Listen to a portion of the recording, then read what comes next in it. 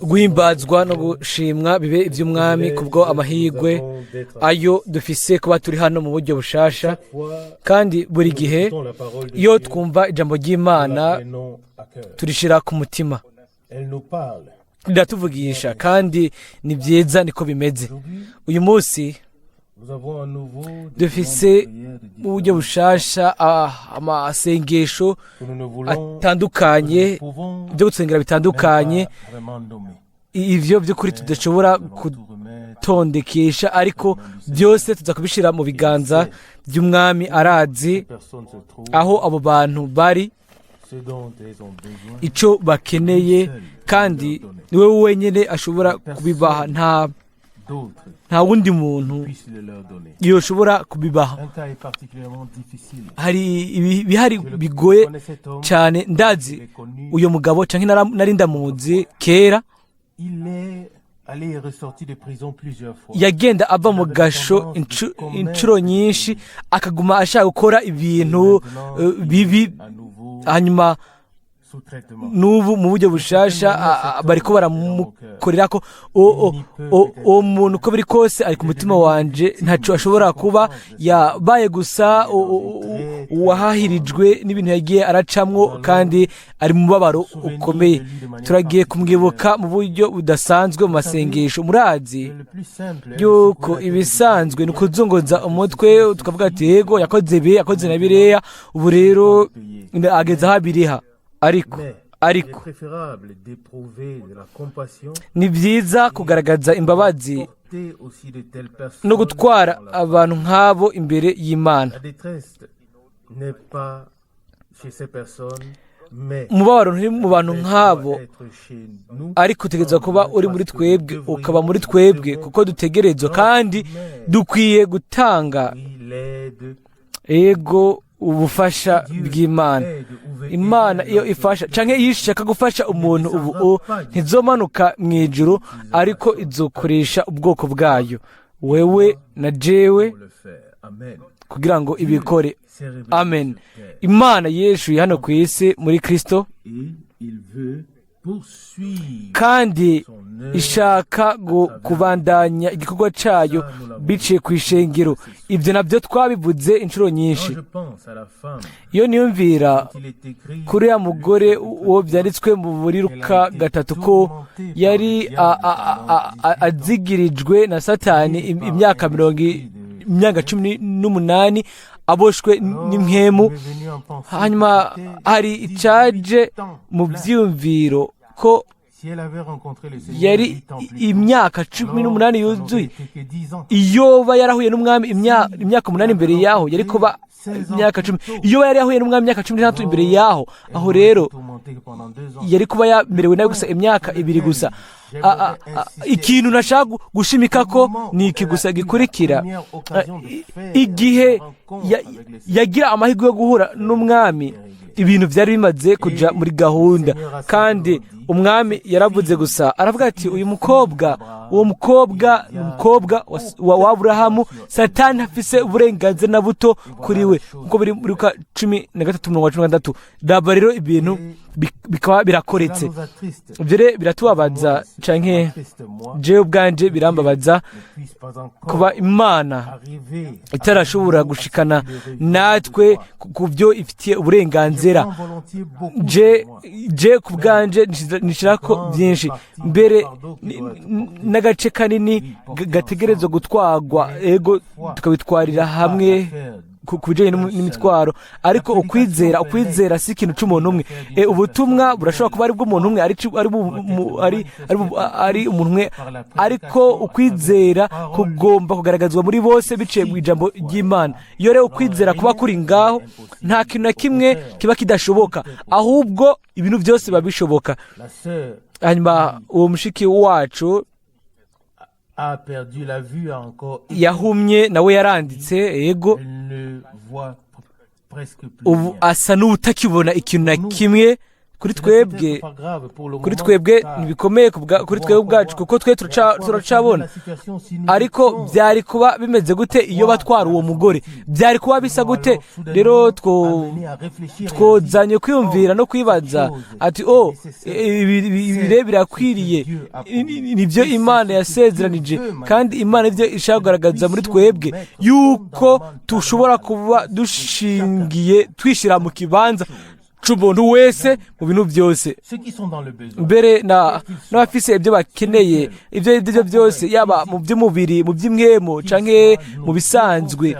Uko biri kose tugomba kugira umubabaro w'abandi, tukawugira umubabaro wacu. Uko niko byagenze ku mwami wacu, kandi niko bigomba kugenda natwe no kuri twebwe twese. Kandi sinibaza yuko ari inyigisho ibura, ariko ndizera yuko ni ukwizera kubura, kandi ukwizera misi yose kuba gufatanije no kwizera n'ibikorwa. Aburahamu yizeye Imana, yumvira Imana, akora ibyo Imana yari yamusabye gukora. Nuko gusa niko dukwiye gutahura ukwizera kwa Bibiliya, atari ibintu gusa byo kwaturana umunwa ngo ndizera hanyuma ukagenda aho ushaka. Oya, ukwizera mu Mana kuba gufatanye n'amasezerano yayo, kandi umuntu agakorera mu kumvira ijambo ry'Imana, akora mu by'ukuri. Uyo akora mu kumvira by'ukuri, agakorera mu kumvira, akorera mu kwizera, kandi afise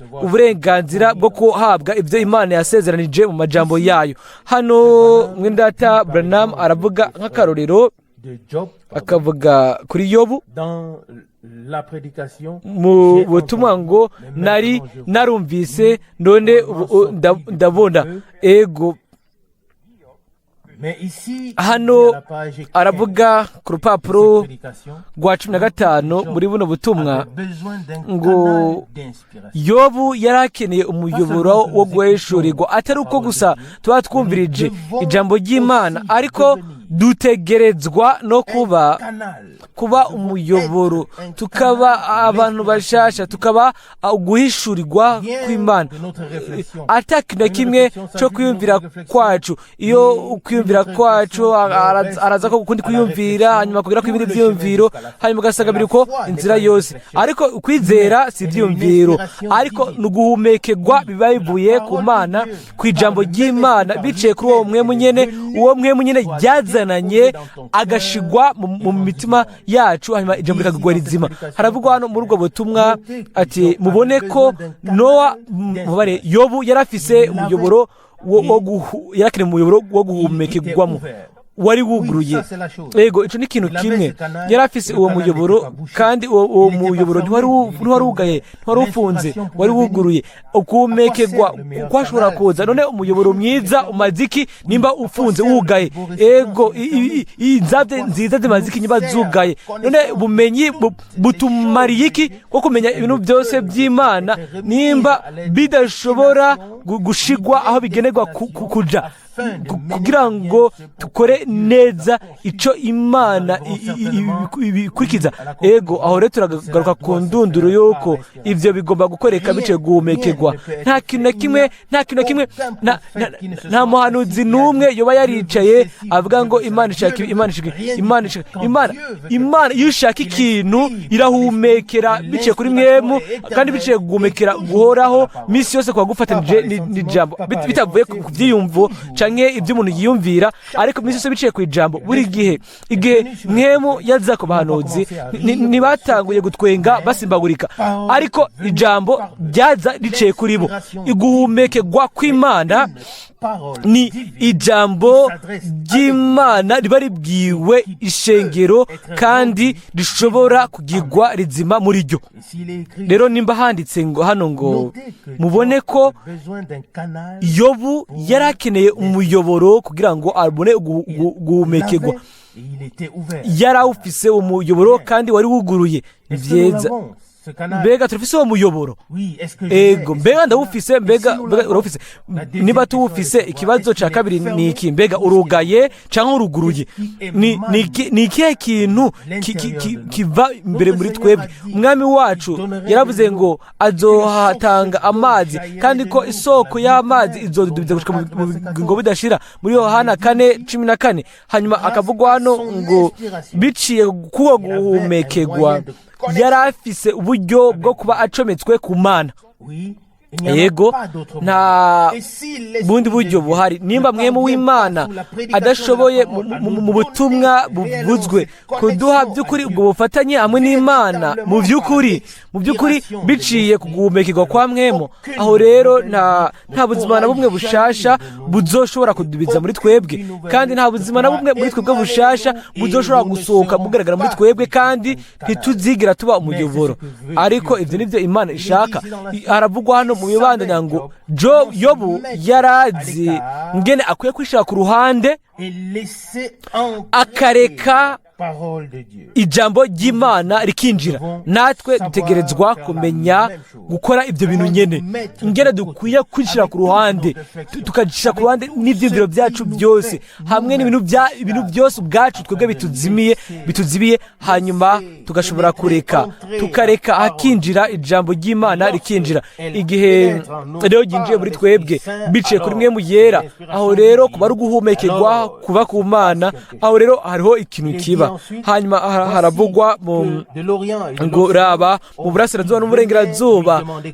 baza kumubaza inama abantu baraza bakamurondera kuko bari bazi yuko uwo mugabo yavuga ukuri kuko ibyo yavugishwa byarashika nico gituma abantu baraza bavuye mu burengerazuba no mu burasirazuba ni byiza sinigeze numva yuko Aburahamu nako Yobu yavugishijwe ariko nimba hano bivuzwe muri ubwo buryo uko nyene uko tuvyemera uko nyene uguhumekegwa kuva ku Mana misi yose kuba kugororotse Mwene Data Branham arabivuga mu buryo bwumvikana Imana ishobora kubesha Imana misi yose bifise kubona ibintu neza byose kandi buri jambo ryose ry'Imana nukuri gutunganye kandi nakuka natwe rero nk'abantu tuvuga ibintu bidashika hanyuma tukaje tuvuga ati ego ibi misi yose tukadufise ibyo twiroguramwo kandi guhera ariko Imana ntiyigera ikoresha mu kwiregura na kumwe ahubwo buri gihe ikoresha abantu bizera ijambo ryayo kugira ngo biciye muri bo rishobore gusoza Imana ntikeneye kurondera ibyo kwiregura irondera gusa abantu biciye kuri abo kandi ku bwabo bishobora gusoza ijambo ryayo amen hanyuma arabaneka avuga muri ubwo butumwa ngo igihe bagenda ku isoko abaganwa bakiri bato bo mu burasirazuba baraca bugufi kugira ngo bumve muri we ijambo ryo guhumurizwa kugira ngo bumvirize ubwenge bwiwe bari bazi yuko uwo mugabo ari umunyakuri ntiyashaka kwiha ntiyamababa ngo akore ibintu byo kwikunda gusa ariko yagende gusa ari umuhanuzi w'umunyakuri imbere y'Imana bari bafite icizere benshi rero bakaza bavuye mu burasirazuba no mu burengerazuba kugira ngo bamuganirize basi n'akanya gatonyi ibyo nibyo bivugwa kuri we muri Bibiliya ariko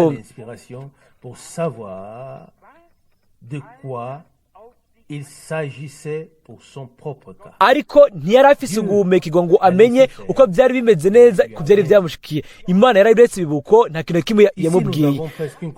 Hano kumbure dufise ibihushane. Yari afise uguhumekegwa, yari afise umuyoboro wuguruye umeze neza, umuyoboro ntiwari wugaye, ijambo ry'umwami ryaje kuri we, ariko ivyo yarabuze kwari guhumekegwa inyishu y'Imana ku bintu byose byamushikira wenyene ku giti ciwe. Yari umuyoboro we yashobora gutanga inyishu z'Imana ku bandi bantu bose bava mu burasirazuba n'uburengerazuba bakumviriza. Yari afise guhumekegwa biva ku Mana agashobora gutanga ibyo Imana yamuheshuriye. Ariko hano haravugwa ngo ariko ntiyari afise uguhumekegwa ko kumenya ivyariko biraba we byamushikira. mwe murashobora misi yose kuza mu bice bitangura, ariko hari ibintu byinshi byanditswe mu bice 12 bya Yobu. Ntiyarose uguhumekirwa, ntiyigeze ntiyamenye muri icyo gihe cyose icyo Imana yereka ibyo.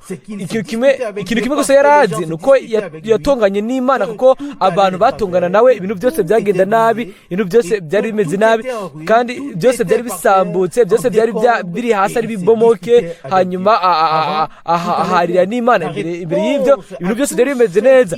Inyishu kubaza bose yego bakaza babishaka, hanyuma akaba afise inyishu. Abantu bose baza, naramaze kubivuga hano haheze igihe gito, na jewe ubwanje narabisomye, kandi ibyo umugabo atagize ni uguhumekirwa kuva ku Mana biciye kuri ubwo yarashoboye kumenya, ntiyashobora kumenya ngo ibi byose kubera iki bishika. Ibyo bintu byose ni ingaruka z'iki. Hanyuma nawe ubwiwe ntiyarahuje nuko yarameze n'abantu ko bamubona ntibyari bihimbaye abantu. Hanyuma hano aravuga ngo Imana yarahise ibyo birakoreka, nta kintu kimwe yamubwiye. Ibyo rero ni ibintu bidasanzwe. Ku bandi bavuye burasirazuba n'uburengerazuba yarabwira ko bimeze, akabereka ibitomoye.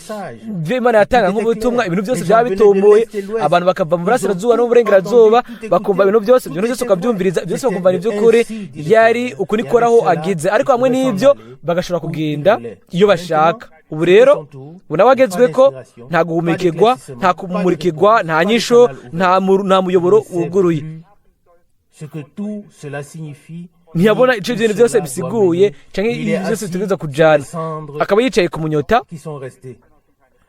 Ego yari ibyo nibyo byari bisigaye. Basi nubwo ataricaye ku ntebe, yari mu nyota, uba wicaye mu buryo nyine busazwe. Haravugwa hano ngo turabona ko rero umunsi umwe byatoye umurongo. Iyo uwo munsi gusa woshitse, ego twese twaba bahagijwe. Mbese ko bimeze iyo waba uyu munsi wamaze gushika, iyo wari uyu munsi ntitwokabaye tudahuza uba guhumekerwa gushasha, kuko biciye ku nyishu y'Imana niho haza guhumekerwa gushasha. Ariko nk'uko tubivuga cyangwa ko tubisoma, turabona yuko umunsi umwe ibyo byaramenyekanye. Mana yanje, iyo minsi ize kugira ngo bimenyekane ngo igihe cyose ushobora gufasha abantu bose babimeze neza. Ibibazo bitangura igihe batanguye kubagwanya.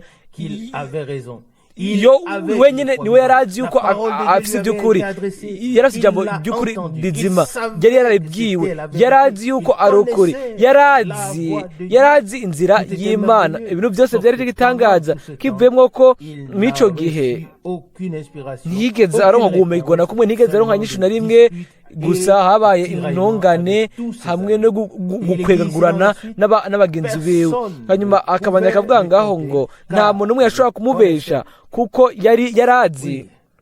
Ego bisigura ngo yarazi inzira y'Imana, igihe ikintu mu gihe yishuriwe birashoboka yuko kiba gyushanije n'ibyo abantu biyumvira.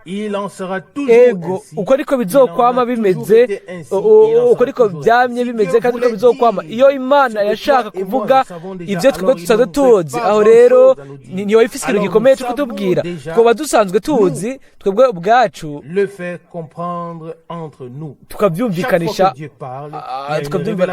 hagati yacu. Buri gihe Imana ivuze aba ariho guhishurirwa biciye ku ijambo ryayo no kuri mwe mu wayo. Hanyuma arabana akavuga ngo hari ikintu kitari kimeze neza kuri Yobu, ariko ntiyaronse guhumekerwa kuri ibyo. Ibyo rero rero byamuhagarika umutima, nibyo yarahangayitse ko. Ego wari umubabaro ukomeye, ariko ibyo biramubabaza kuko atarafise guhumekerwa kuri ibyo. Hanyuma arabana akavuga ngo iyo mwashitse ngaho, rero aba ari wo mwanya aho umwansi akoresha n'abagenzi bose abo mufise. Ndibaza icyo nico kibazo. Rero ubusobanuro nibwo 100%, atari abansi gusa. Ngo umwansi ngo akoresha n'abagenzi bawe n'abagenzi banje kugira ngo agire nabi. aho rero ubusobanuzi ni bwiza, twaburabye neza. uko rero igihe gishitse nk'uko tubisomye hano, aho mwashitse aho hantu niwo mwanya umwansi akoresha na buri mugenzi wese uwo mushobora kuba mufise. ndababwira ikintu kimwe, umwansi arashobora gukoresha abansi 1000, ibyo ntibibagora na gatonye, ntibibahungabanya. ariko iyo afashe umugenzi mu biganza byiwe, umugenzi wawe, aho rero utangura kwidodomba, utangura kwidoga kandi ugira ubwoba, ibintu niba bikimeze neza. aravuga hano ngo muri uwo mwanya umwansi ngo azofata abagenzi bose mufise abakoreshe. hanyuma aravugwa ngo batanguye kumwagiriza. ibyo byategereje kuba ibiteye ubwoba, kukumenya yuko nyine ari abagenzi biwe bariko baramwagiriza. ninde avuga? ninde ariko ndabwira ko uyu mugoroba ngira ntibitumvikana kuri jewe ntekereza kuvuga imbere y'igihe mvuga yuko ibyo nizera yuko iherezo rizoba ryiza gusumba intango. iyo re hano umuntu yibaza ko umuhanuzi aba ariko arivuga, ntimubyiyumvire. imana ifise umugambi n'ishengero ryayo kandi hamwe natwe kubwo buntu. ariko ni ikintu gitangaje. ndagushimira mbere ko wagize ico kibazo. turagiye kwirengagiza amakosa y'ingene babyanditswe nabi. hano aravugwa ngo umwansi akoresha hafi y'abagenzi bose mufise kugira ngo aho rero niho bibabariza, niho bitangura kuba bibabaza, aho birinjira gushika mu bwina mu bugingo. kuko igihe umwansi afashe umugenzi wanyu, uwo ntaba akiri umugenzi wanyu. yego aracari wa muntu nyene, aracari wa mugore nyene, wa mugabo nyene, uko bigaragara byose biracari kwa bimeze nyene, ariko isura igahinduka ikijima. hanyuma abagenzi banyu bagacika abansi banyu. ntihaba hakiriho ikintu na kimwe. yuda ntiyari gushobora kwemekera umwami mu manyama menshi, ariko ibyo byose byabanje kuba byumvikanye mu minsi myinshi. aho rero barabyumvikana. aravuga ati uburengiye kumusoma, hanyuma ibindi bintu byose bigenda nk'uko. abandi bantu bo hanze ntibari gushobora gukora ibyo. hanyuma nyine aha naho ngo batanguye kumwagiriza. ego koko iyo umuntu ari ngaho yakubititse, umuyoboro wugaye, nta guhumekerwa, ibintu byose bitameze neza, abantu bavuye mu burasirazuba no mu burengerazuba bakagenda, uwagiye uwasigaye ngaho n'uwo muntu n'abagenzi biwe. hanyuma abo nabo bamubabariza ubugingo. umubabaro wiwe w'umubiri ngo ntiwari uhagije, Bwongeye ko umubabaro wo mu bugingo. igihe rero Mwene Data Abraham avuga yuko azi uwo mwimenyerezo gato, mbega si ibyo? aravuga ati ni ibintu biteye ubwoba kukumenya yuko urubanza ko nyine baba ari abagenzi biwe nibo bamwagiriza. nshaka kubabwira ikintu kimwe, ndisubirwamwo ariko ntegereza kubikora. umugenzi nyawe ntazigera na rimwe acika umwansi kiretse yihaye cyangwa akisha ku ruhande rw'umwansi. aho rero ntabazi ibyo akora. aho rero nk'abizera dutegereza kuvuga tuti mwami bababarire, kuko ntibazi ibyo bakora. nk'uko muri Luka 23:34 umugenzi acitse umwansi ni umugogwa, umuntu w'umugogwa ntaba acigenzura ubwiwe. hariho uwundi bamusunika amwosha, yego koko umubabaro ukaba mwinshi. yego rero mwumvirize neza, Satani anacafuza hamwe n'abansi biwe. dufate ko Satani ari umuntu ataba ameze neza. dufate ni kuvuga ngo ku bagenzi bawe no ku bagenzi banje bene data n'abanje. hano aravuga ngo Satani ngo anacafuza n'abansi biwe abansi biwe n'abana b'Imana mbega noba nasomye neza ibyo canke yego koko satani anacafuza n'abansi biwe nibo bana b'Imana iyo ashaka gusoza. Murabona turahageze. Mbega yabwiye iki umwami ngo mundekere ndamugarukana aho ashobora ndamushikana aho ashobora yihakana n'ubutumwa bwawe, yihakane ibintu byose ko ari iby'ikinyoma. Ndiko ndabisoma muri ubwo butumwa, si ubutumwa bwanje, ndiko nsoma hano ibyo Imana yavuze biciye mu musabyi wiwe umuhanuzi. Abansi aho bavuzwe, abansi b'umwansi, shaka kuvuga abo bansi byumvikane ko n'abana b'Imana, abo bansi b'umwansi niwe mwansi wacu, nawe adufata nk'abansi biwe. Ariko guhera mu gihe abashaka gukora icyo akora mu bwami bwiwe, mu bwami bw'Imana, ategereza gufata abantu hagati mu bwami bw'Imana. Iyo ashaka gukora ibintu mu Burusiya, rero azafata umuntu mu Burusiya. Aho rero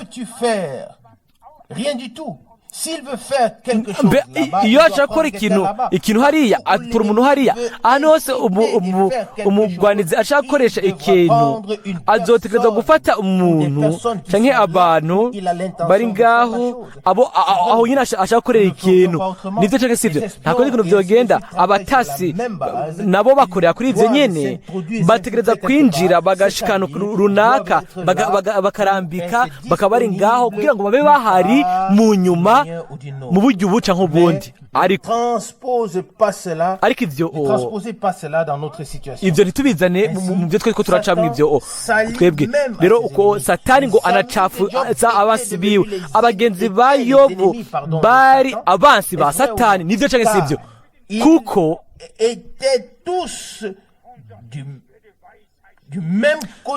bose bari ku ruhande rw'Imana. Uko rero satani anacafuza abansi biwe, aribo bagenzi b'Imana, ni kuvuga bari abo bagenzi ba Yobu. Satani yashobora no kwifatanya n'abagenzi ba Yobu, akabahumekera, akavuga ngo ngomba kwiragiza ubwenge. Mbega byari beke?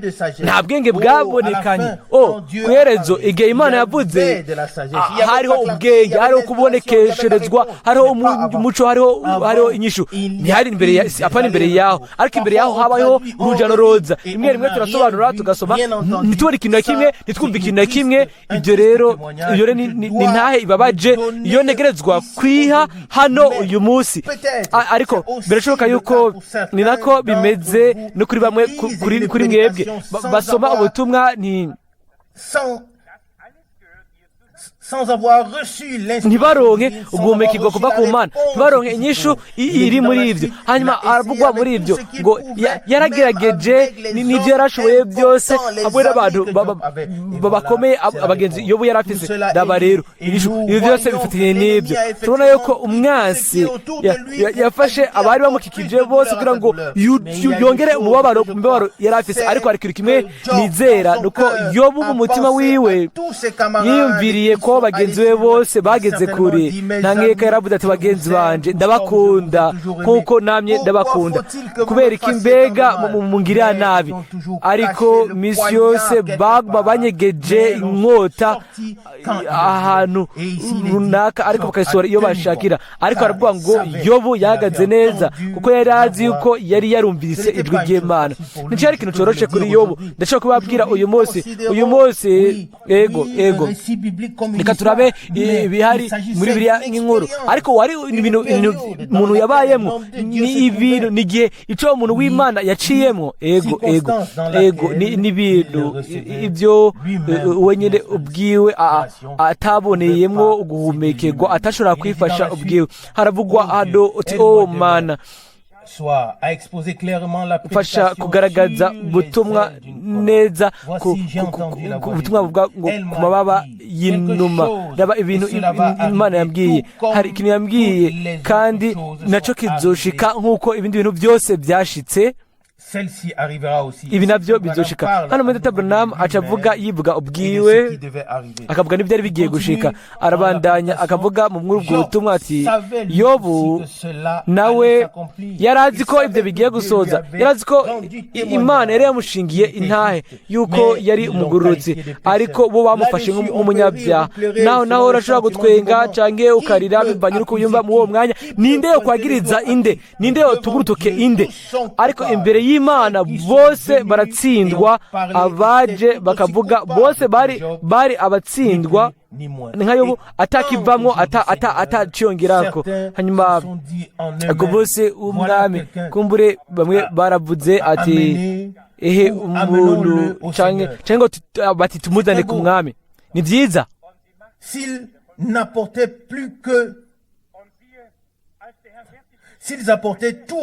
iyo bozaniye ibintu byose ku mwami atari ku bantu, byo bari byiza. Umwami nta kintu na kimwe avuga, yarunamye arandika mu musenyi kumbura amazina yabo canke iki, hanyuma bari bamaze kuzimangana.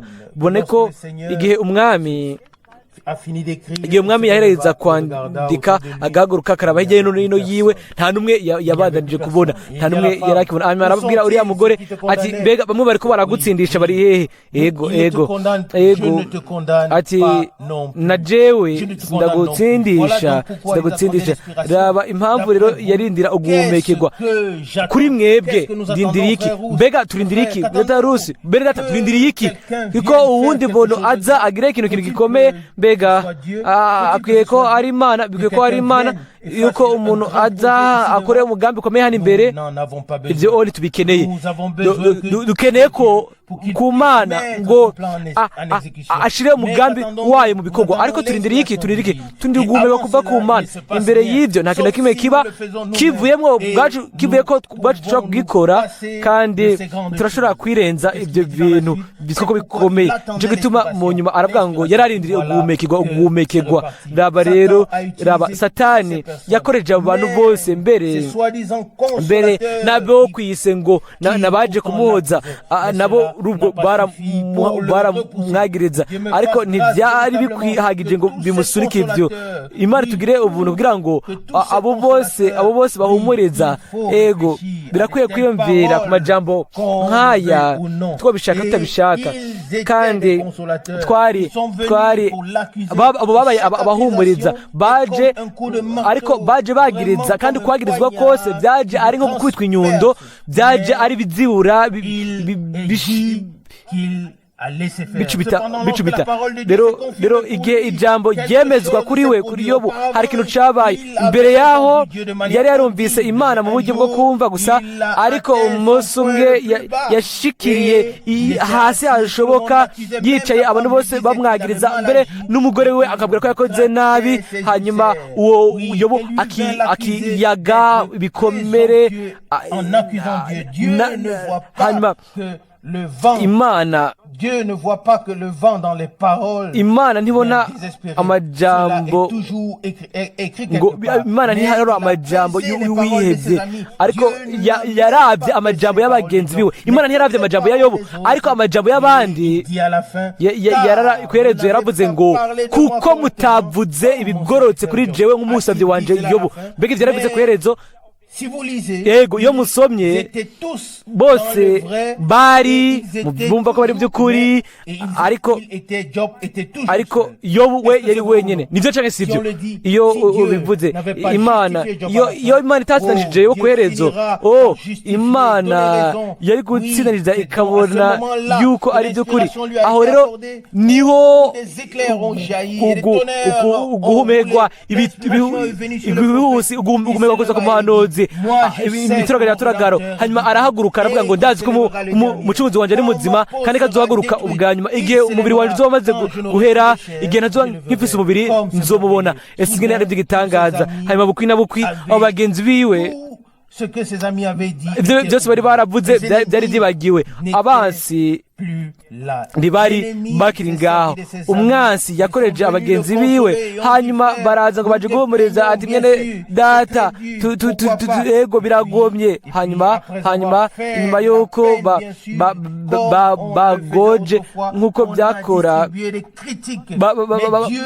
barakora, hanyuma batangura kunegura. Ariko Imana yari ifise ijambo rya nyuma, nako bizogenda n'ubu naho. Kandi arabanira akavuga mu nyuma ngo yashaka kumenya nimba hari umuntu yoshobora kumusabira. Yobu yashaka kubimenya. Hariho yari yasabiye abantu benshi, ariko yashaka kumenya nimba hariho umuntu ashobora kumusabira, nimba ho hariho umuntu yoshobora gushyira ikiganza kuri Yobu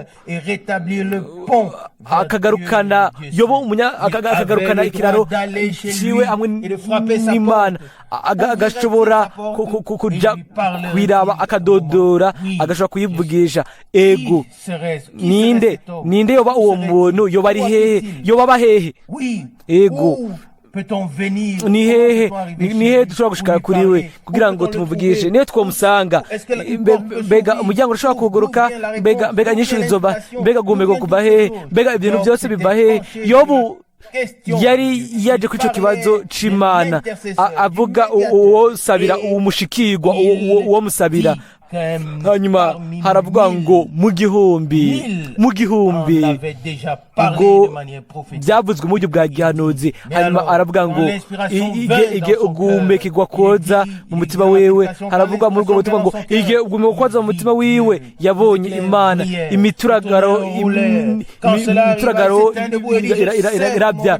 hanyuma aravuga ngo ndazi ko umucunguzi wanje ari muzima kandi ko azohaguruka. Nibyo atangura kubona igikorwa c'Imana bihuje no kwizera kwiwe. atangura kubona igikorwa c'Imana kwizera kwiwe mu gihe Imana yeshuye, igihe twashikaye mu kwizera. hanyuma twebwe twese, atari jewe gusa, ariko twebwe twese nta yindi nzira ihari keretse kujana inzira y'ukwizera hamwe n'Imana. Iyo rero umwansi yahinduye abagenzi benshi mu bansi, igihe kimwe ibintu birashobora guhindukira nk'uko byahindukiriye kuri Yobu, kandi n'igihe Imana yeshuye niho ibintu bizohindukira.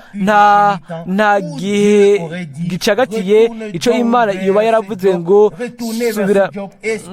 subira kwa Yobu ngo mwisigure, ngo muvuge yuko ibyo mwakoze bitari byiza, bitari ibyo kwiyumvirwa n'ibindi, ngo twakubabaje mu gihe wari ubabaye. Oya, yizera abagenzi we bose, yabizera ko bavuga iby'ukuri gushitsa aho Imana yagaragaje ukuri kwa Yobu.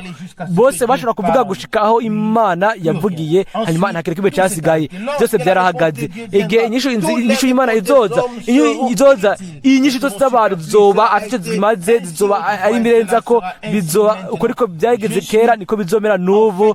Rero ndashima yuko habajijwe ico kibazo ku bijanye n'ubusobanuro kuri ako kantu nyene, kandi ibyo byanyemereye basi kuvuga gusoma iyi mirongo ibiri. Kuri jewe n'umuti, ni ijambo ry'ubwiza ry'Imana n'isezerano, ni ijambo ryo guhumurizwa kuri wowe no kuri jewe, yuko abantu abansi umwansi yafashe ego bakagaragara nk'abansi ruhagwa, ariko si abansi. igikorwa c'Imana ni ukwiyuzuza kuherezo ikimazi gifise agaciro kuri bose gishigwa giterwa amatara Kristo wabambwe. Aho rero twese turashobora kugumbirana tukabwira ati bene data bashiki banje, ngize ingaruka Kristo wazotse, wababaye agapfa akabambwa akazuka ku munsi wa gatatu, yazutse ku munsi wa gatatu ku bwacu twese, natwe ubwacu turabatsindwa. Haleluya! niwe nyishu yawe, niwe nyishu yanje, niwe nyishu yacu. Urabizi, ndabizi, turabizi yuko umucunguzi wacu ari muzima, kandi ko bazogira ijambo ry'Imana mu nyuma, kandi tuzomubona, tuzoba ibyabona. Hahimbazwe izina ry'Umwami wacu, kandi ahezagira aya majambo muri twebwe. Ndabizi neza yuko Imana izoduhezagisha mu butunzi bw'ubuntu bwiwe amen. Turahaguruka dusenge n'imitima yacu yose. Turagushimira ku bwa Bibiliya, ku bw'ijambo ryawe, ku bwo guhumekerwa kuva ku Mana, ku bwo umuyoboro wo wuguruye mu bwoko bwawe, hagati mu bwoko bwawe, ku bw'ibyo byose Mwami. Nubwo baca mu bigeragezo kandi byose bikavunagurwa bikaba biri hasi, ijambo ryawe riri mu mitima yacu. Nubwo tuba twicaye ku munyota, ijambo ryawe ni rizima kandi ni ry'ukuri mu mitima yacu. Uhimbazwe, uhabwe ubwiza bw'izina ryawe. Waraduhamagaye kandi waratuvugishije. Nushimwe ku bw'ibyo ubwiza n'icubahiro. Umwasi yarakubise, yatwaye abagenzi bacu, bene data, bashiki bacu, ariko wewe ku iherezo uzotembagaza uko ibintu bimeze. Hahimbazwe izina ryawe ry'igitangaza. Haleluya. Dusunikira mu kumererwa nabi kugira ngo twifuze ko uza kandi wishure gusumba uko wabikoze. Uhimbazwe, uhabwe icubahiro ku izina ryawe ryera. Haleluya. Mwami,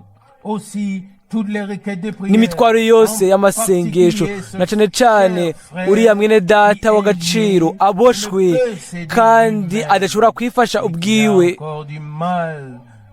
bigoye kungene yiyumvira ivyumviro vyiwe. Mwami Mana yanje, mugirire akagongwe kandi umuhe ubuntu bwawe. Haleluya. Turagusenga kandi niko bwa mushiki wacu yahumye, Mana yizigirwa. Wavuze ko waje kugira ngo utange amahoro, nibyo, kugira ngo utange kubona ku mpumyi. Mwami, wemeze ijambo ryawe. Haleluya. Mana mwizigirwa, mukiza, utugarukanire byose mu buryo bukubye kabiri, tugire ibirenge ibyo twari dufise ubwa mbere. Mwami, ibyo bizoba byari bikwiriye guca muri ibi bigeragezo byose. Nushimwe ku bw'ibyo, bizoba byari bikwiriye ku bwa Yobo, bizoba bikwiriye ku bwacu. Ushimwe, uguhimbaza, ubwiza no gusengwa mu bihe bidashira. Uri umwami, uhimbazwe mu bihe bidashira. Amen.